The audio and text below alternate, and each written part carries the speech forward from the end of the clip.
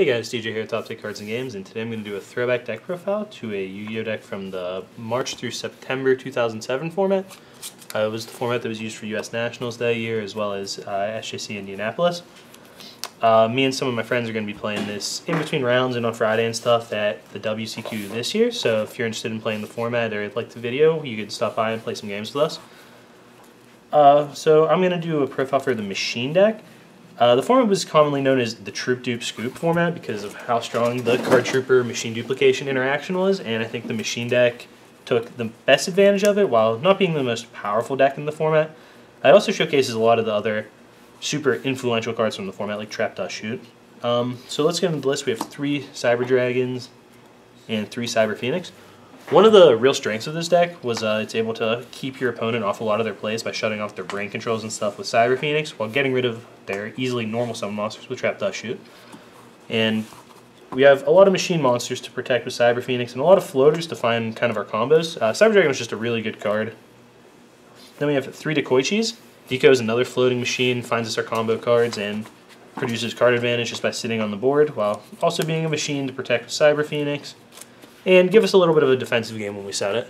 We have 3 Card Troopers, the most iconic card of the format. Not a lot can be said about Card Trooper, really. It's just so strong. It's a 1900 floater. It puts cards in your graveyard for things like Pot of Avarice, Overload Fusion, Premature Burial.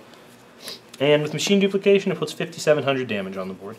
Then we have 1 Morphing Jar. I don't actually really like Morphing Jar in this deck that much because it doesn't really synergize very well with all the hand disruption you have. I don't want to discard or rather shuffle back in like my opponent's Stratos and then give them 5 new cards. But this is just one of the strongest comeback cards I ever printed, and it's really strong in combo-ish decks, so we did include a copy. Then we have Sangin, which Sangin searches for Card Trooper, Cyber Phoenix, and Snipe Hunter, which is one of my least favorite cards in the format. I actually have had no good experience with summoning Snipe Hunter. I almost always miss, but it's too good not to play. Most people play 2 copies. I'm playing 1. And then we have Jinzo, who is a machine and really strong in general in this format, shutting off your opponent's sack armors and widespread ruins and whatnot. And then Dark Magician of Chaos. Dark Magician of Chaos is really good when you have Cyber Dragon, so many different brain control effects, and a lot of powerful one-off spells to get back. Demok was really great, especially with like the random mill on top of Premature and stuff. In our spells, we have 2 machine duplications. Troop Dupe was the defining part of this format, I think, being able to summon Trooper, dupe it, and just have 3 into play. It puts up such a large board for your opponent to fight through. It was a strong enough interaction that by the end of the format, people were playing Hydrogeddon in their decks just to attack all 3 of your Card Troopers.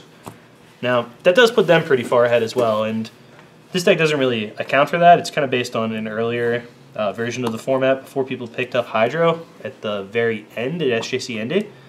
But you could easily account for that by playing Widespreads or Sack Armors in the machine deck, which I do not do.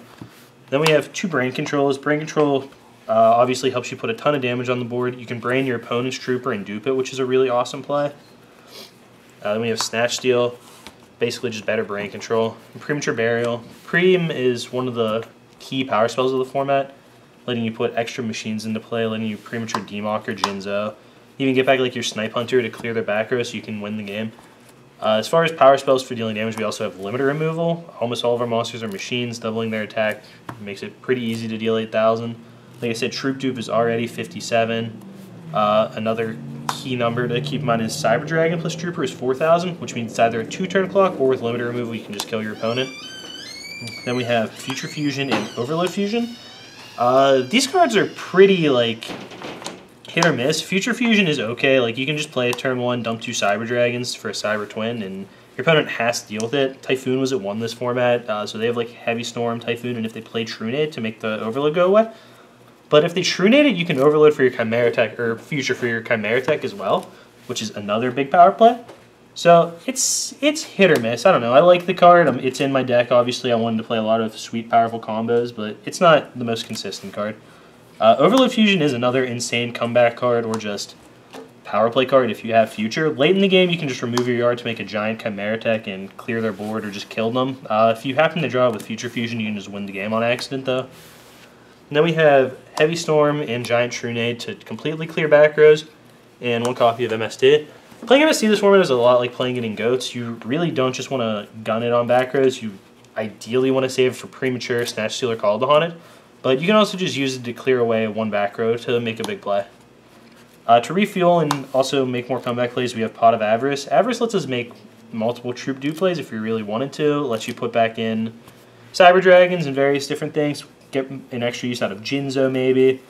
It's just a really strong card. You're going to put a lot of cards in your graveyard with your card troopers in this deck. And you don't want to lose to random milling your good monsters, so we definitely want an Avarice.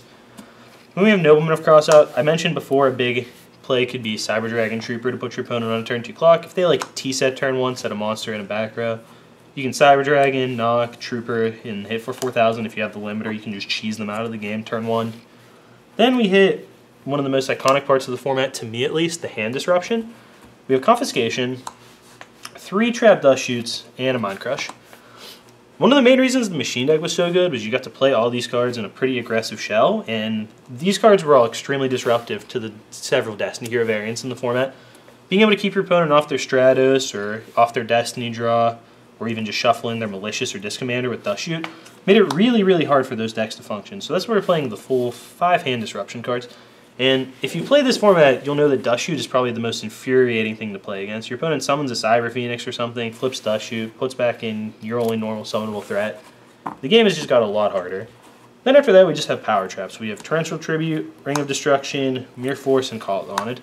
Pretty much every deck played these cards. They were just so good at the time.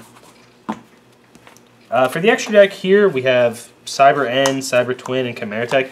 There should realistically be 2 copies of all these cards because of Giant Shrunade. But with the list I have right now, I only managed to find one of the cards before I made the video. If I actually play this deck when I'm playing this format at the WCQ, I will definitely put extra copies of each of these guys in. But they're not the most vital to have extra copies of. Again, you should have them. But that's really all there is for the deck list. I'm not sure if we're going to play with sideboards or not. We probably will, but I don't have one made yet. I just really wanted to make a video for this deck. I think it's a really cool deck. Machines were one of my favorite archetypes, exclusively because of Cyber Phoenix. I don't know why, I just really dig this card. Like, shutting off my opponent's cards and drawing me a card, it's the dream. This deck just played so many monsters that just drew you cards. I have a real big thing for drawing cards, and we have 9 floating dudes that just draw me a card. Like, that's disgusting. All I really want to do is draw cards. This format does get kind of cheesy, like I said. Troop Dupe is really strong and has pretty low amount of counters. If you just gun a removal spell on your opponent's card trooper, they're going to draw a card, which I don't really want to just float them a free piece of card advantage. But there's a lot of other decks in this format. The other big decks were Perfect Circle Monarchs, the Destiny Hero Monarch variant. A deck called T-Hero that focused on the power plays of Malicious and Metamorphosis.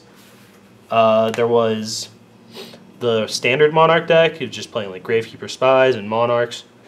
And that was really it. The 4th or 5th big deck was the Womack aggro deck from Nationals, which played Troop Dupe. It played Dark World Lightning in gold. It's really cool interactions that, or not really interaction, but piece of math is Troop Dupe into Lightning, their face down monster, drop gold is exactly 8,000. So there's just a lot of really interesting decks. It does get pretty swingy. There's a lot of really aggressive decks. Scapegoat should probably be in here to help prevent those plays, but I wanted to do more powerful things myself instead of trying to protect myself from those. Sometimes your opponent has it, they just have it. But other than that, there are also a lot of really cool Tier 2 decks. If you guys want to go check out old metagame.com articles, you can find them online to see the deck list from various events. And this isn't, the most true skill-based format ever, like Go Control, which everyone heralds is the greatest piece of Yu-Gi-Oh! Ever, but it is a lot of fun and there's a lot of sweet things you can do. So hope you guys check it out and enjoy it.